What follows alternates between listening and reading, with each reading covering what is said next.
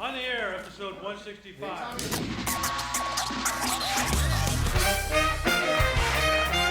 Hey! Look at this! Live from the Loft 100 studios in sunny San Diego, California. On the air, I'm Sully, Cathy and Tommy, that's Mary, and that is the On the Air band in the hand of this live audience.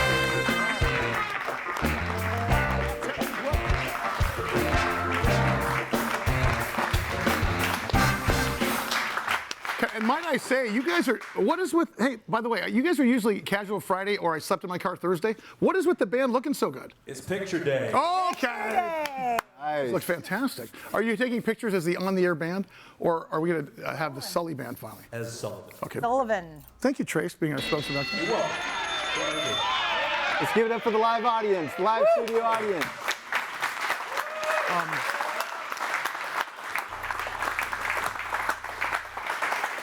Speaking of live audience, you know, when we're out and about, when Tommy, you're out and about, many of you will come up and say hi and they love the show and so on and so forth. And the subject of conversation for the last, month has been, how's Tommy? Because you may have heard this or not, but I mean, he took a hit pretty big in the health world. I don't mean to dig into your personal life, but how much money you got in the bank? But can you tell us what happened, give us an update? Because there's a lot of people keep calling me. I'm just tired of answering the questions. Just get it out there first. Well, I'll tell the story real quick. So it was Thursday, February 13th. I went into work early in the morning, like 3, 4 a.m. And I felt great. And I was doing everything like normal. And then producing the show, right? Yeah, at KUSI.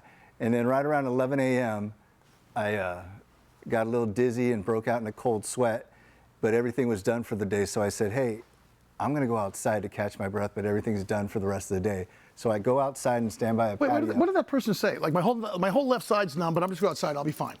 Did they say something like, they didn't know but at the time. They had noticed, you found out later that they had noticed that you were looking kind of off, right? Or acting off? That's what I hear. Okay. But I went out to the patio to catch my breath and I felt worse. And so I said to myself, you know, Kaiser is 2 buildings away. I'm going to get in my car. I think I'll hike there. I'm going to get in my car and drive myself to Kaiser. And then when I got in my car, I felt worse. I remember feeling so worse that I took off my jacket and took off my belt. So it really was Casual Friday. And then someone claimed they were calling me from inside and said, "Are you okay?" And I don't remember that, but they said they could tell that I wasn't sounding right. So she came out, her name was Vanessa, and she came out and said, "Tommy, you okay?" And I remember saying, "I don't know." And then she goes, "Well, you can't drive." So she pulled her car around. And I do remember this, the 7 to 10 steps it took for me to get to her car, it was so hard. It was like, oh man. And then I'm debating with myself when I got in the car if I should call 911, but I didn't. But she drives me to the ER at Kaiser, which is literally 2 buildings away. And just like in the movies, I'm laying there, lights are on, I'm in the ER, about 10 people all around me. They're hooking me up to stuff. And then they're going, "Tommy, any pain?" And I said, no pain. And they go, "We'll figure this out." And then I remember hearing a voice on the right saying, "Maybe he's bleeding." And so they stick a tube up my nose without any medication, up my nose and down my throat. And I see the tube in front of me, and there was blood. Wow. And then they said, "Okay, Tommy, we figured it out. You're bleeding internally. We got you, Tommy." Then my kids started coming. Wait, was it like a bloody nose? Was it bloody esophagus? Or was it deep down inside? It's called a GI bleed. Oh. So Thanks, I didn't know at the time, but I was bleeding to death. Wow. But really? Yeah, and I didn't know at the time, but I was signing papers, kids came, and then eventually they knocked me out and went through my nose and patched me up. Wow. God bless you. Wait. So that was day one.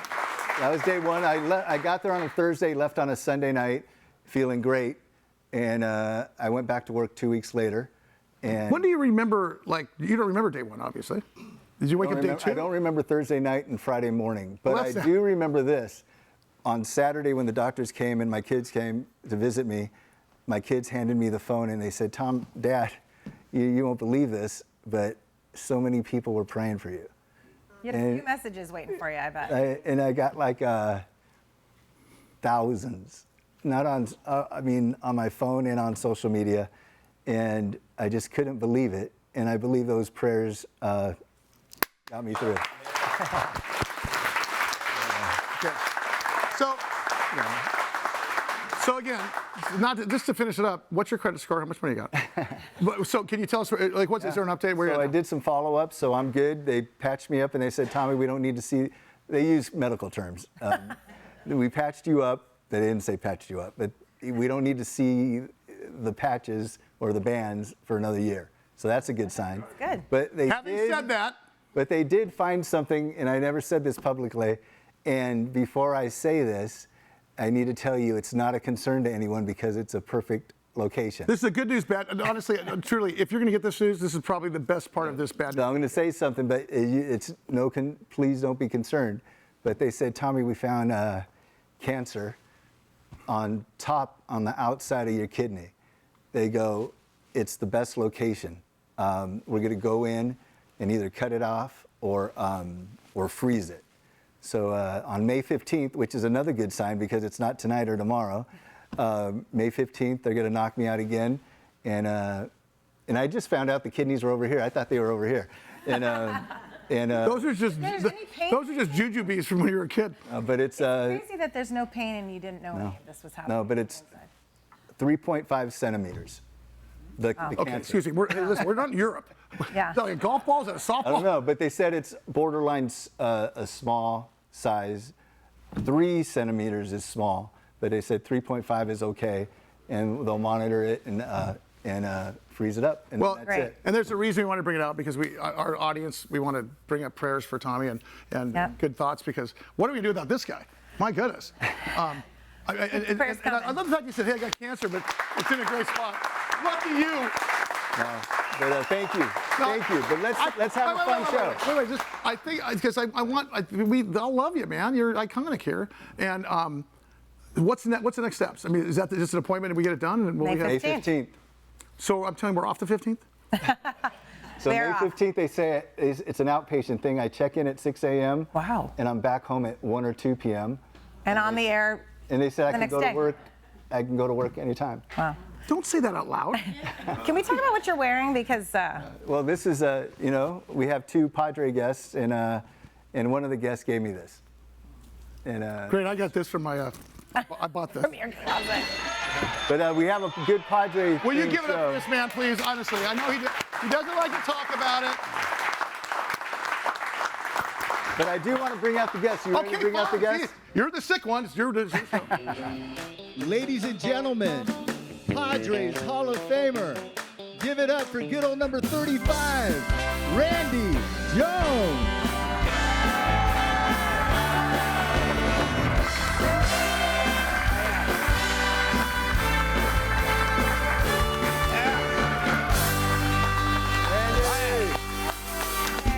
Honey, Look who's here. how are you? Good to see ya. That's the guy. Hi, y'all. That's the guy in my Slurpee cup. What's up, big fella? How we doing? Welcome back. Good to see you. Every time you come in, I realize I still have my Slurpee cup that has your face. Do you? Phil. Is it For signed? those of you who weren't living here in San Diego, we used to have great things called Bat Night, and we'd have Slurpee cups at 7-Eleven with Randy's face on it. I think we had chewing tobacco day at one point, didn't we? Yeah. So I have a question, Mr. Jones. When you go to Petco Park, your mural, you're bigger than life right there on the side of Petco Park. Can Randy Jones just walk up to any turnstile and just say, "That's me," and just walk in? Or do you have to? What he's how do asking, you, do you you get have free to buy a food? ticket? Do the young being kids Randy know you? Jones? Yeah, I've been with the club for 52 years, Wow. and I kind of do what I want. But that started when you were a rookie. I mean, you know. The day you walked in, that started. I know every security guard, every usher or volunteer, saying hi to everybody, but I love it. I still enjoy it. Can I tell you, and you're in this business sometimes, it's a lot of like, it seems like radio and TV business is really, but really we're just normal people. I remember the time when you walked in first, and you and I were on the air together for a Padre thing. I'm thinking like, I'm shaking like Don Knotts, which tells you how old I am. And you're there. The reason I'm saying this is, we would be remiss in having Randy on there without having one of the greatest sports interviewers of all time, the coach, John Quintero. John, will you come up and help us? Yeah. Yes. I mean, come on. Seriously. And by the way, How you doing, buddy? truly, you had no idea until I walked in and said, you got to come up, right? I mean, this was not prepared. No, I just planned to come up and watch the show, and didn't even know this gentleman was going to be on. Well, the you're show. the guy. I mean, you could take us You- back to a gentler time in 1972. You actually just showed up to see the show? Oh yeah, absolutely. Get alive. This is a big show, man. Oh, come on. Ratings are off the chart. You didn't know that? No. You're going to find out Saturday morning. They are now. But he And that's came why I with, got John up here. he came with Randy Collender, right over here. Randy Collender. Her dad was the chief of police and the sheriff here in San Diego for many years. Give it up for Yes. Randy. Yeah, I'm all ready. So you have memories of this town, like probably Tommy has memories of the human flag. I get memories of politics. What are your memories of Randy Jones? Because honestly, I mean, it's an honor to have him here, but you know, we can't get enough of you. But you have been at the tip of the spear on some of these games, interviews and such. Well, Sully, first of all, thanks. Always enjoyed sharing my Padre memories. You know, I was fortunate enough to be at the very first game, actually, back on April 8th, 1969.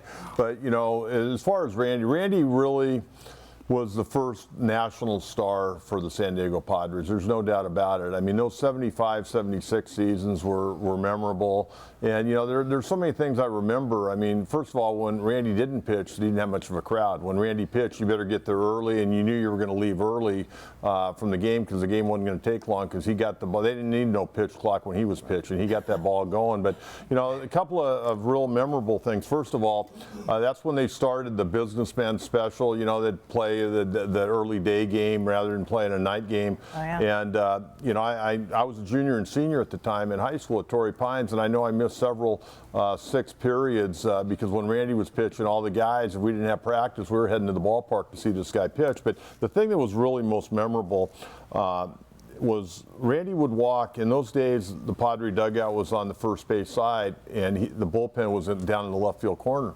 And Randy would walk down, and when he got this thing really going in 75 and 76, him and Whitey Wiedelman, who was a longtime coach, they would walk down, and by section along that third base side, every section would stand and cheer as Randy went down to warm up. Everybody would be focused on him throwing in the bullpen, and him and Whitey. I remember Whitey would always have a white towel over his shoulder, if I'm not mistaken, or you might even have had one as well. But as he walked back before, you know, they did the lineups and everything, he's walking by the visiting dugout. Every section along that side would stand and cheer before this guy ever threw a pitch that Our night. old orange and brown seats, right? Remember that? Oh, yeah, absolutely. And, you know, well, not only that, you know, Randy ended up being on the cover of Sports Illustrated, which was cool. He ended up, you know, pitching in the All-Star game. We only got, you know, Nate Colbert was there, Cito Gas, and Chris Cannizzaro, the first All-Star ever in 1969. Yeah, he never even got in the game that first year. I remember as a kid, I was so bummed, man. The first year the Padres had a big league team, they throw the Padres catcher on the All-Star team. He didn't even get in the game, so I was kind of disappointed. But, you know, you had Nate Colbert come along, and I think Cito Gaston made it one. But then Randy, heard those names. People forget, in 1975, he got the save in the All-Star game that year, and the next year he started, went 3 innings, and got the win. Randy Jones for president. Yeah. Randy, I got a question. Wait, that's all the time we have for you, Randy. Good. Thanks for I'm coming. good. You have seen from the days you walked into that ballpark and how you had your first contract for about $1.350 back Yeah. then. And now you see, and I know you've been there, but you see how baseball is today. Without all the stuff in the middle, if you just had to go back in time, and that was your first day, but what if this was your second day? Would this be Mars compared to what it was like when you first started playing baseball? Yeah, it'd be like Mars, Yeah, yeah. you mentioned the pitch clock. What do you think about that? How would that have? It wouldn't have mattered. Because you know why? Because Randy said so. That's right. Yeah. Well, I mean, it was slow. I mean, you kidding me? I could throw 2 pitches to that pitch clock. Randy pitched like he was double parked. Yeah. He had to hurry up and get that ball going. And he was. Hey, why do baseball players, you know, including you, why do you guys know the pitch count the day of the week when you tell a story? Like, if I asked you when you first pitched to Hank Aaron, you probably know the day, you know, the time. Before that, I would know what I threw him. I can still remember pitches I threw guys in certain situations. Wow. We can still get into arguments if it was a ball or a strike. Did you guys get lippy with each other, like the hitter and the pitcher? Was there any banter going back then? A little bit. Because it seems like there's a little bit today, but then it turns into a fight when it happens. It seems like it's very, very prescriptive today. Like they got their workout, they know what's happening.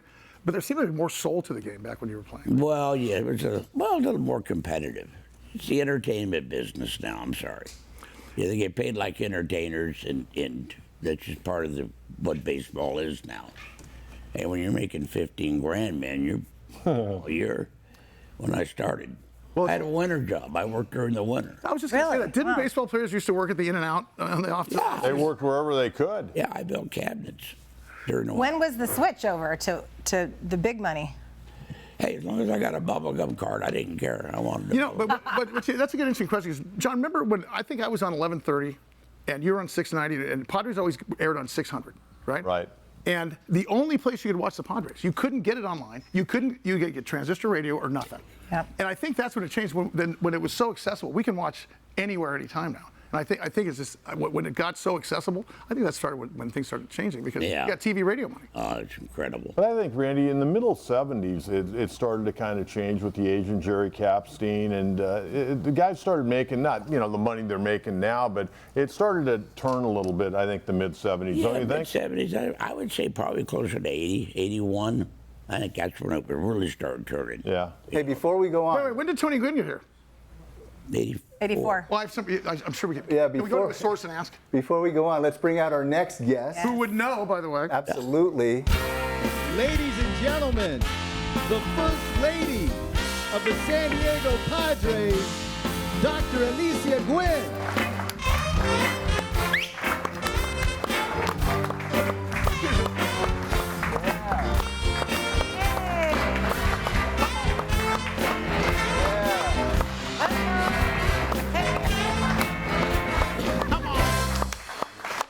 What's up, girl? So good to have you here. Alicia, how are you? Good. Love you. I thought you were supposed to come sing this time.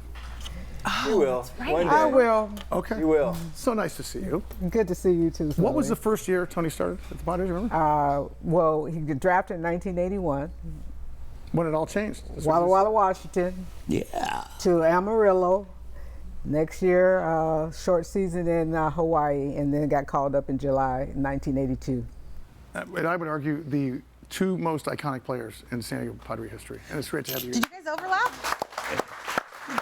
No? And you grew up with Tony. I mean, like elementary. Elementary Really? through college. Here in San Diego. No, we grew up in Long Beach, went to Long Beach Poly High School, Okay. Polytechnic. And you were a big athlete as well. I was. I went to San Diego State, track and field. What was your thing in track? Sprints. Telling Tony what to do. No, everybody thought that, but that wasn't the truth. Who was faster, you or Tony? I was. Oh, yeah. Come on. So I'm going to ask you the same question. Remember when you guys were signing contracts and moving to San Diego and such, and then you see a baseball game today because of your son and so on and so forth. Is it completely different or is it just a little bit different? No, it's completely different. I think baseball is more of entertainment now. Most of the guys who came up, played during Tony's era and Randy era, they had the love for the game. And some of them do have the love for the game, but it's about the money and it's more entertainment now, But there are people like, you look at Manny Machado. He's kind of like old school player, He plays with grit and always he gives it everything he has, even when he's hurt. He's out there. He's out there. What do you really think? I love that you are such a Padre fan at this point still because of the fact that it's in your blood. And I love the fact that you still can walk in the door. And I love the fact we got all three of you guys. On the air is on the air. Yes.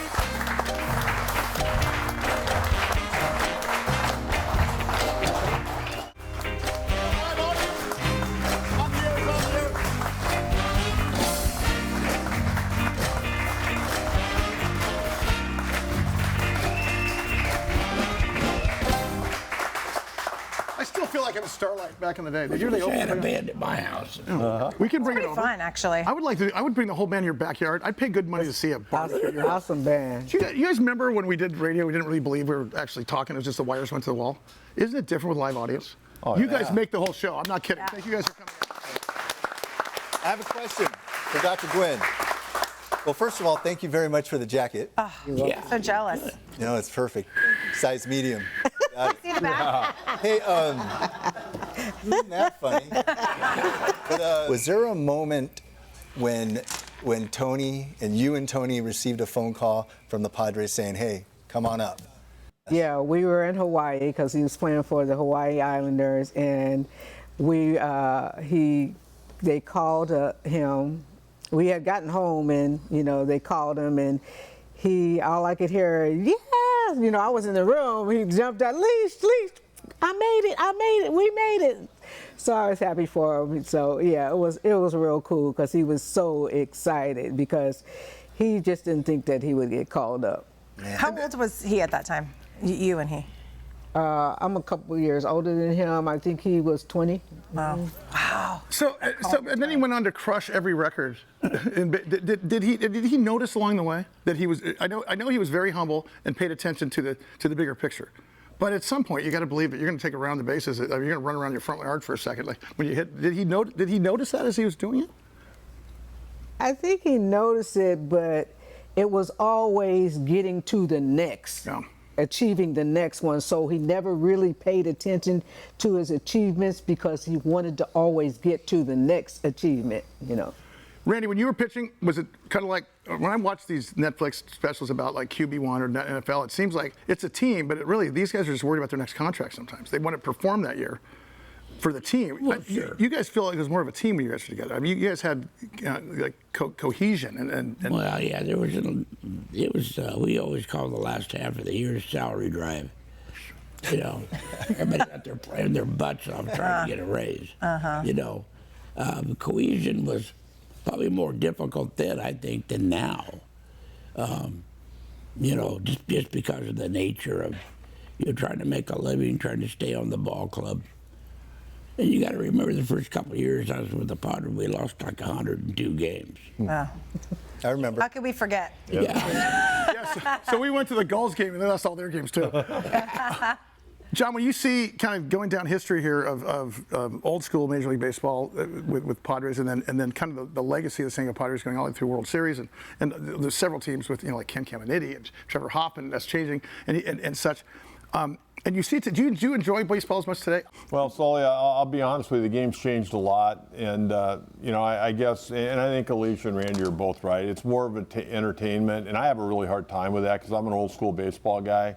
I coached 17 years between high school, junior college, and four-year baseball, and had a lot of guys play professional baseball. Lucky a couple of guys got to the big league just for a cup of coffee. But it's really frustrating when just some of the little nuances of the game are being overlooked. But not only being overlooked by the players, I don't really blame the players. I blame the organizations. A lot of the people that are running these organizations now, they're not necessarily baseball. But it's driven by money, right? TV money. It's driven by money, but analytics, I think, plays a part in just about anything you want to do, but you don't know what's in a guy's chest muscle. You don't know what's in between his ears and how much he loves the game. And I could sit here and I love Randy Jones. We worked together for many years. I got an opportunity as a kid in San Diego. He was our first big national star, and I'll always remember that. And then to get to know him and work with him, I feel like I've died and gone to heaven, to be honest with you. And then to be able to spend as much time as I did with Tony sitting in his cubicle when he would ice his knees, and and other times when after a day game, Tony would be scrambling around for his shorts and his pullover and his hat and his glasses. I call that Tuesday. No, here's the deal.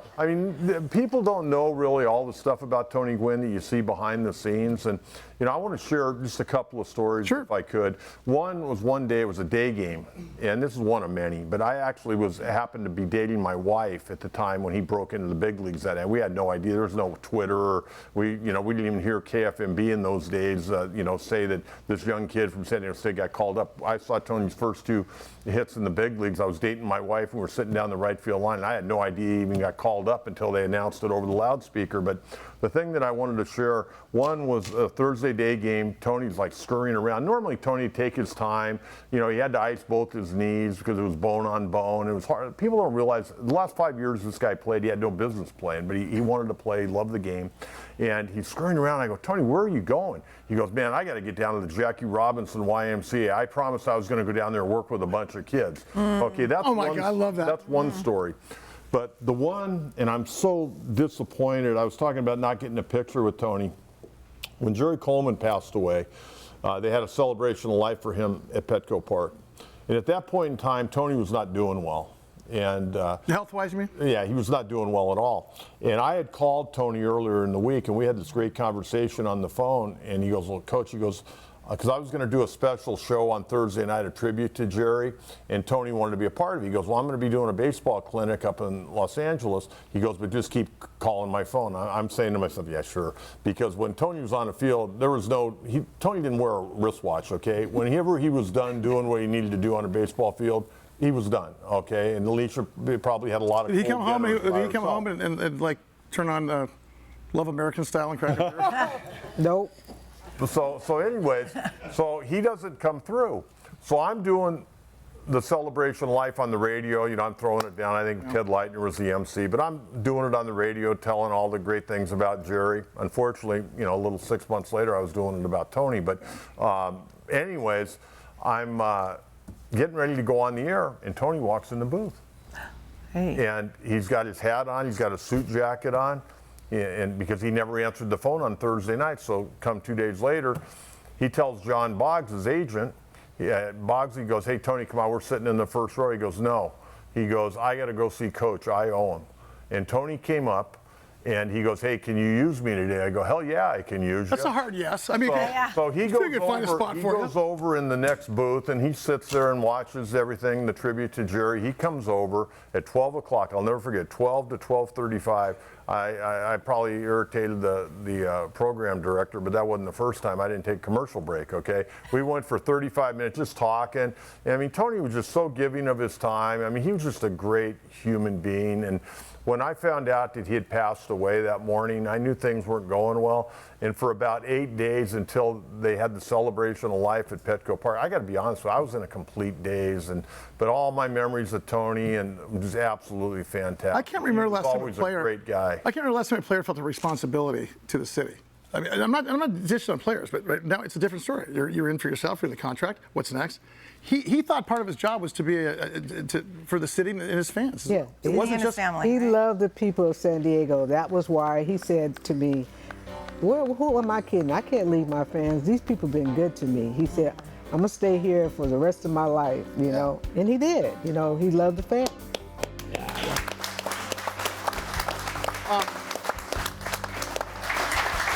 What I find interesting is when you guys were playing, when Tony was playing your plan, we weren't in this era of entrepreneurship. Not everything was about Menlo Park and venture capital and stock market and the economy. Yet you guys both turned out to be pretty significant entrepreneurs in this town. Of course we had. Well, we got your barbecue and his beer. I mean, it's like a match made in heaven. I want to talk about how that all started from the back, all right? On the air is on the air. Thanks for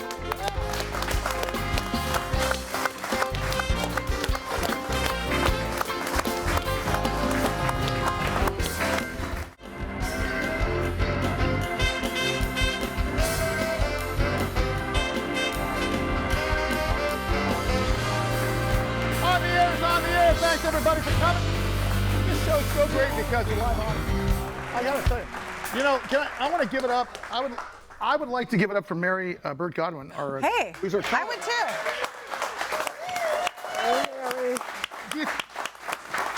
Let's just show it. Is the logo missing something? I mean, is it time? No. Is it time to This is to give her crazy. the on the air koozie cup? Is it time to give her? Should we put Mary's name on? Yes. No way. Show her Stop hand. it. Here. Show your hands. Sorry, Mary. Sorry. I voted for and Mark. I got 3 votes. Can we do that again? They weren't ready. That's funny. I want to thank you because we don't have a live studio and it's without you. So Oh, thank you. I work very hard. how do they come in? They can email me at audience@rock100studios.com. Email me. We get you in, and we have a good time, don't we? Yes, we do. Well, Do you know everybody here? I do. Yes. I've emailed them at least, and I think I know a lot by name. I try to remember everyone's names, but I don't apparently it's quite a Mary remember. show. I gotta go. I'm trying to earn my spot. Randy and Mary in the morning. I know we're going to talk about business right here with Randy Jones and Dr. Gwynn, but I want to bring out the next guest right now. because it makes sense to talk business with Entrepreneur, her huh? as well. Ladies and gentlemen, the area director and franchise owner of Jersey Mike's Subs, give it up for Cathy Brown. Cathy Brown.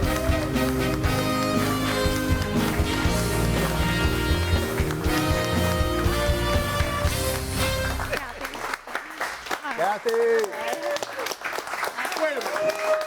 Hi, hello. Love you. Thank you for inviting me. Okay, so let me put the business hat on because I have a calculator going. Okay. So you are a Jersey Mike's franchisee. Yes, You know, what's the 800-pound gorilla? How many did you have? I used to have 14. I'm down to only owning 4 right now. I'm kind Purposely. I feel bad about Purposely. myself All in already. San Diego? some of them in Northern California, but Okay. yeah, all in California, but mostly here in San Diego. Good for you, because it's not easy to deal with a franchise. It's not automatic, and also managing 14 businesses. Yes. I mean, I can't manage myself, much less 14. Hey, can I God tell you bless you for why? doing that. Can I tell you why?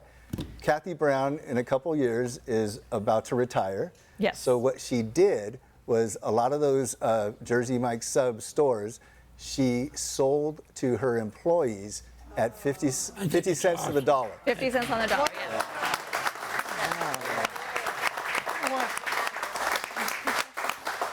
And the reason I've lost why, my will to live. That is the most, I mean, honestly, that is a big deal. Well, you know what? I didn't grow up with any money. And now you don't have any either. 'Cause you I know. Well, I'm okay. I'm okay.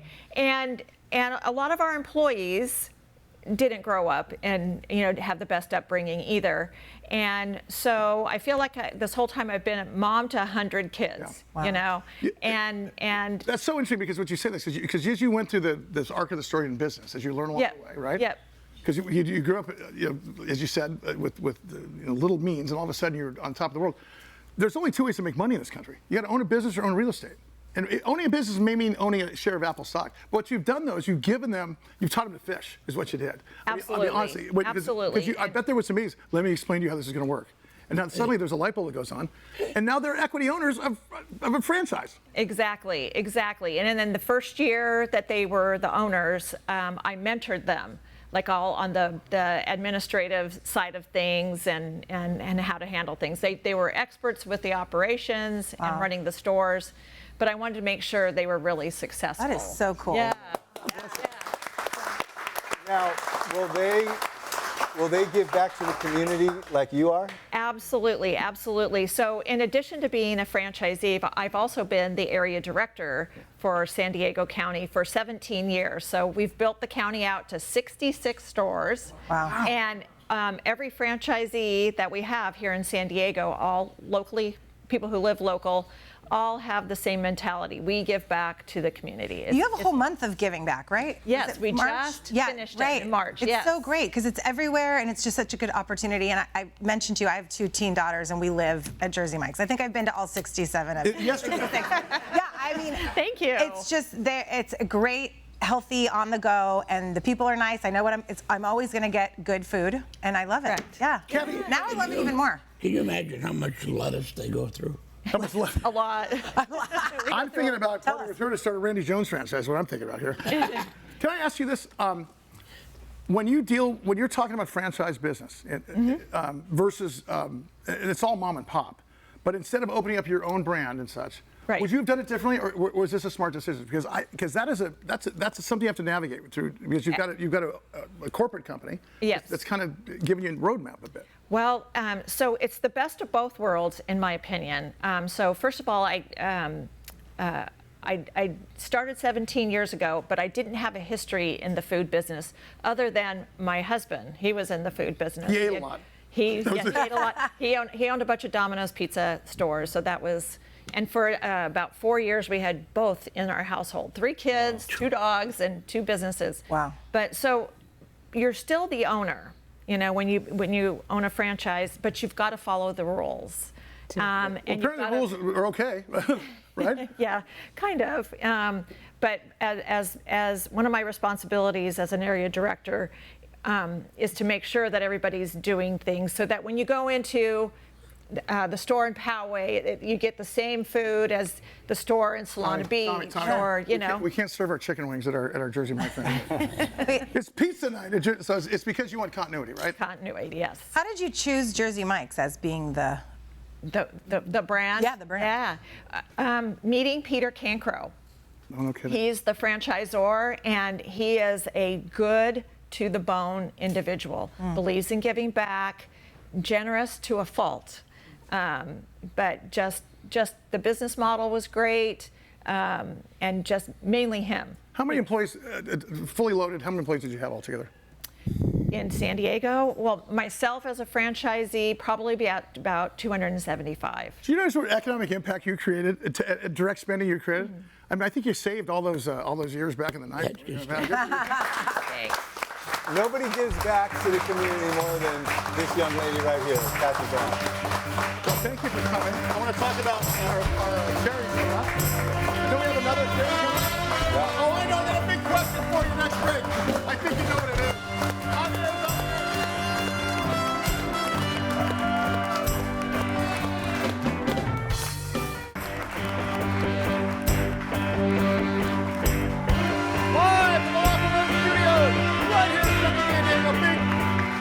On the air.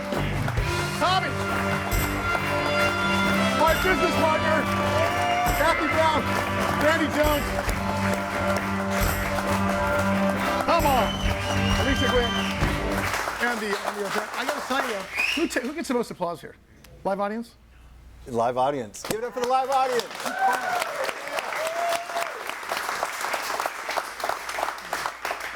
We should go one by one, because if you ask me, Tommy, who are the 3 people that you love that give back to the community? I would say Alicia Gwynn, Randy Jones, and Cathy Brown. And they're all right here in front of us. Did you call it Month of Giving? Month of Giving. What was that about? Month of Giving, we do it every March, and it's every Jersey Mike store across the country. But we work as a co-op, as a trade area, for one cause. And here in San Diego, all 66 stores worked to raise money for Rady Children's Hospital. This year, we designated our funds. What's the number? You have a number? It was $555,000. Wow. Hey, wait. That's a huge number. It's a huge number. Speaking of numbers, what's the number 7? It's a turkey breast and provolone. That's my favorite. What's the number 2? What's the number 2? The number 2 is ham, cappuccino. Now, what's Mike's way? Yeah. Mike's way is onions, lettuce, tomato, red wine vinegar, an olive oil blend, oregano, and Salt and pepper. Right. Yes. Not pepper. I didn't know the name of the damn show. What if Tommy comes in and says, look, I'll have a number 2 with the sauce on the side, bacon over here, and can you sprinkle some oregano here, and the whole thing? Like, Oh, do you guys that's do that? what everybody does. They do. Everybody I do has it. There is Mike's way, but everybody does it Mary's way, too. Alicia's way. Yep. I do. Yeah. So Month of Giving starts in March, but I'm assuming you're taking donations. Yeah, all month long, we take donations from our customers. And then the final Wednesday of the month, we invite customers in. I mean, we do a lot of marketing ahead of time, and it's like 3 or 4 times as busy as a regular Wednesday. And then we just give 100% of it to our charity, not profit, not 20%, but 100%. Wow. The whole It's a thing. big month. Yeah, and that's how we get to do these big numbers. Speaking of charities, Randy Jones Foundation. Yes. What are we doing? I raising money? started the foundation 12 years ago, and my goal is to help military families and kids. They can't afford to play travel ball or go to soccer camp. They haven't got the money. Now, isn't that something? When we were kids, we went to Little League on Saturday and went to a game. And now it's like a 7-day-a-week thing. Plus, you lose every Labor Day. And it's so expensive. I mean, it's very expensive. And so I give some of these kids scholarships, and I bring them to the ballparks. Get them down the field, get some autographs, feed them some barbecue, let them enjoy a game. Especially ones that maybe they have one of the mom or dad are deployed. So, bring the moms in with 3 kids and let them have a fun day down at the ballpark. RandyJonesFoundation.com. And of course, the TGLF, the Tony Gwynn Legacy Foundation. So one of your 85 businesses, Alicia? Yeah, we do a lot of character education, and one of the big part is the Tony Gwynn, the 7 travel ball teams that we have. So we give scholarships to some of the kids because they can't afford it, so we pay their fee every month. Wow. And we give the parents gas cards, because remember, for us, it's about the whole family. If the family are in need of something, we supply it for them, because there's families that, some can afford it, but, most of on our teams, they cannot afford, so we provide Isn't that scholarships interesting? When we were for them. in high school, you didn't have to pay for uniforms, and there wasn't this. And now, I'm going to say on average, travel, volleyball, baseball, softball, anything, that's Soccer, like $7-8 grand a year. Like Yeah. per year. Oh, at least. At least. I'm dance mom, so it's Hey, dance mom. It's- Hashtag dance mom. hashtag What's that dance all mom. about? It's up there. Because Yeah. your daughters do the same thing. It's cost prohibitive, but you can't get to where you want to go in a career these days without doing that. So I'm going to say TonyGwynnLegacyFoundation.com, correct? Yeah. Mm-hmm. Speaking of giving, .com or Tom, .org? Speaking of giving, what's up? You know what?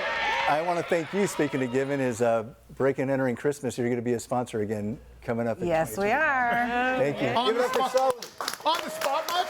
Yeah. Oh, yeah, yes, sure. But speaking of giving back to the community, we do have one more guest to bring out. Before you do that, What? I just have a question. Yeah. Who wants you to Tommy sing a song? Yeah. Come on.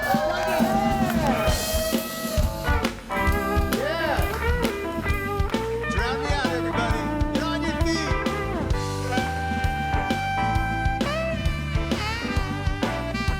Watch the horns.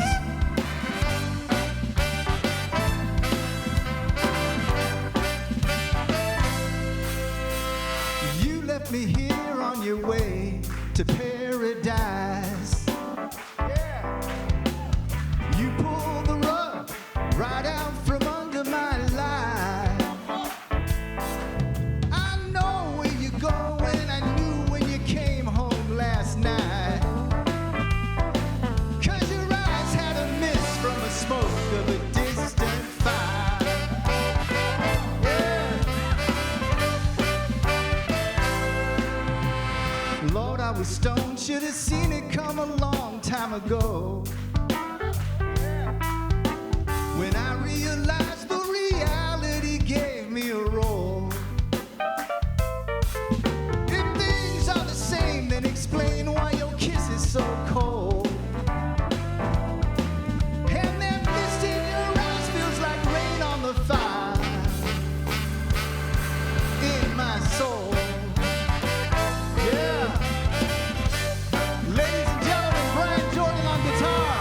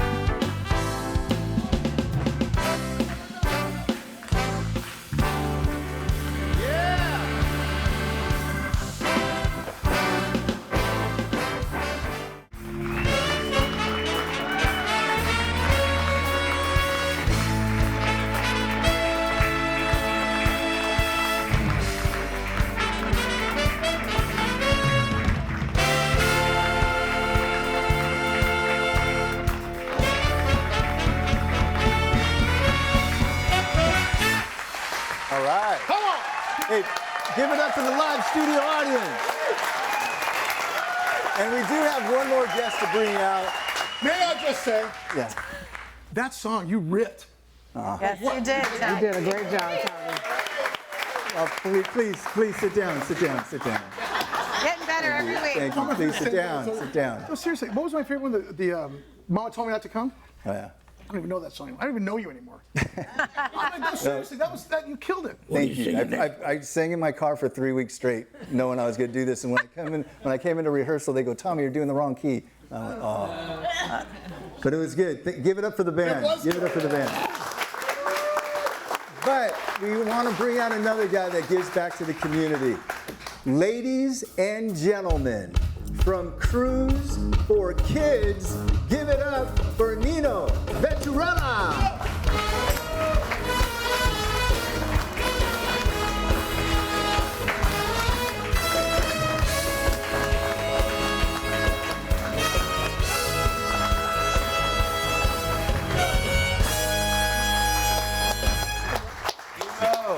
Thank you for having me. So cute. You are handsome. I want this. Thank you. Now, who's Bianca? Oh, it's my lovely wife. All right. You and Bianca She's get my back to the tax. She's my community. tax lady. Oh, is she? Oh, she is. I mean, she's She's good. the brains. Yeah. Really? Yeah. Pretty smart lady. What's the money for? Because the name of the organization is called. Cruise for Kids. So what's with the money? So we have an upcoming fundraiser or charity event coming up next Saturday on the 19th called the Bunny Ball. I have an outfit in mind. Can't wait to see it. Not for me. Not for me necessarily. So I've heard of this Bunny Ball, and I hear you guys raise a ton of money, and it's for Cruise for Kids. Is that the charity? What? So Cruise for Kids is our nonprofit organization. Initially started off as a sports and exotic car rally back in 2011, and then with the success of the car shows, then we started doing black tie events because not everyone's a car person, and we started the Teddy Ball, which is our Christmas themed event. That's you guys? Yeah, we're Teddy Ball. Wow. Yeah, nice research, pal. You're the producer. Who's this guy who's coming on next? Yeah, we get over 2,000 people at the Teddy Ball. Wow. So, Where do you hold it? So Teddy Ball is at the Hyatt in La Jolla, and then Okay. the Town and Country is the Bunny Ball. So think of it, Bunny Ball is a spring theme, Yep. adult prom. And what's the Adult Bunny Ball? prom, I thing? love it. By the way, did you ever get an invitation? No. No, Oh, I got tickets for I'm sure. I'm sure they didn't have our email. I got Yeah. some golden tickets for Nice. Oh, look at that. Tickets there. Like, Nice. You skipped the front of the line. That's a completely different picture on this Bunny Ball ticket, pal. Can you talk about the charity? What are you talking about exactly? Who's benefiting from the charity? You guys raise a lot of money. Yeah, so we've done it over the past. I mean, one year we did a sports car rally, and we raised 34 grand for the Boys and Girls Club of San Diego. So this is just on the side. Me and my wife created Cruise for Kids. We wanted to create a true nonprofit. We don't take a draw or salary. In fact, it's an expensive hobby for us, putting on these events. Yeah. So with it, the Bunny Ball, we collect, everyone has to bring a stuffed bunny. So the theme of the event is everyone brings a stuffed bunny, walk the red carpet, so everyone gets to dress up. And it's so funny how many people don't have suits or tuxedos and they have to go. So this is an excuse to dress up. And look at who's the real victim here. I don't have a stuffed bunny. Anybody can help me? So everyone gets to dress up, the ladies get dolled up, and then walk the red carpet, and then when you walk into the ballroom, we have this big pile of bunnies. So people throw their bunnies in this big pile, people kind of swan dive and have fun with it, right? And then after the We're talking about plush bunnies, right? plush bunnies, right? But we got other bunnies there too. And we donate these to Miracle Babies, Promises to Kids, Walden Foster Family Homes, Polinsky Center 80s. So can people donate without going to the event? I mean, is there a way to go? Yeah, of course. So they can go to the website, cruiseforkids.com, and then, or if you want to look more about the Bunny Ball, you can either go to the website or go to thebunnyball.com. This is our 9th year doing it, and so we just got a lot of media. A lot of influencers attend the event. I'm trying to get a lot of LA to come down. So we've gotten this down pretty well. What's interesting though is like when you said, "Are you guys the Teddy Ball guys?" We got to have a better way to get you guys publicized because I've heard about the Bunny Ball, I've heard about the Teddy Ball, never knew what it was, and I think we need to get the word out of these. It's really what we're great at is putting on great adult themed events, right, for the big kids. That's awesome. That way, and then we collect these. And we've had years where the events were not financially successful, but you can't take away the toys that we collect and give them away. So, we'll come out of pocket. If it's can't get this, sponsorships are really hard, especially now with the economy. So I know everyone's hurting, but Yeah, there's like donation fatigue for sure. Yeah. Can I ask you? Do you have a regular job? Two. So what's your regular job? I do apparel manufacturing, so custom hats, socks, and then. And that takes what, 80 hours a week? No, that's the easy one, and then also a project manager for a development company too. I get the impression you probably spend more time on these not-for-profits. Yes, How do you find the it's time? financially investment, but it's also time. Yeah, between 9 p.m. and midnight or 1 a.m. So I think the other night went to bed. Me at and Randy 3. do something completely different between 9 and 1 a.m. Oh, man. Yeah. But really, God bless you, really. I think that's We've fantastic. 6 months planning and going into this stuff, and so, but we have fun. I mean, it's really a collaboration because we have people joining in. A lot of people just, we do a freestyle fashion show, which has really taken off. What's that? Freestyle fashion. So I think I coined it. So what we did is we created an elevated platform, and we worked with 3 designers one year 2 of them pulled out like weeks before, and then Bianca's like, okay, we're canceling the fashion show. And I'm like, we have so many beautiful people. The guys are all dressed up. I'm all, after a couple cocktails, everyone thinks they're a model. So we just basically left this elevated platform up, and then people would just stand in line and just start walking the runway. way. How fun. And then as a result of, we got the most content and publicity from the freestyle fashion show, because if you guys walked on stage, everyone's going to film you guys because they know you, right? And then and then Depends if we fell over and cussed. yeah. So it's fun. Would you consider being a model? Pointing at me. Because dude, you have the biggest footprint in the city. Why don't we put you like A bunny outfit? No, get ask out. No, thank God, I you. want to see that. Never mind. I didn't mean to say that. I'm in. Yeah. Randy's in. I'm in. Can I offer to donate from Lawful Wonder Studios $2,500 to your foundation? Oh, please, that'd be awesome. Thank Well, I'm not gonna. I just want to ask. Yeah, I know we only have like 90 seconds left. Before we say goodbye, I want to bring up my cousin, Cathy Borjas, who's in the audience. I just want to bring her up. It's my cousin, Cathy. She's been close to my family Hey, Tommy, forever. I think we're all your. What's the fair chance you swing a dead cat over your head? You have another relative here you don't even know about. Yeah. You know, Randy Collender over here. Randy Collender, she's here. Are you related to her? Yeah. You're related to all of us. Are you Pretty your sure. own grandpa? Yeah. But I just want to say thank you. She loves the show and she watches it. So Okay. Hold on. shout out to Cathy Borjas. Will you please give him some praise?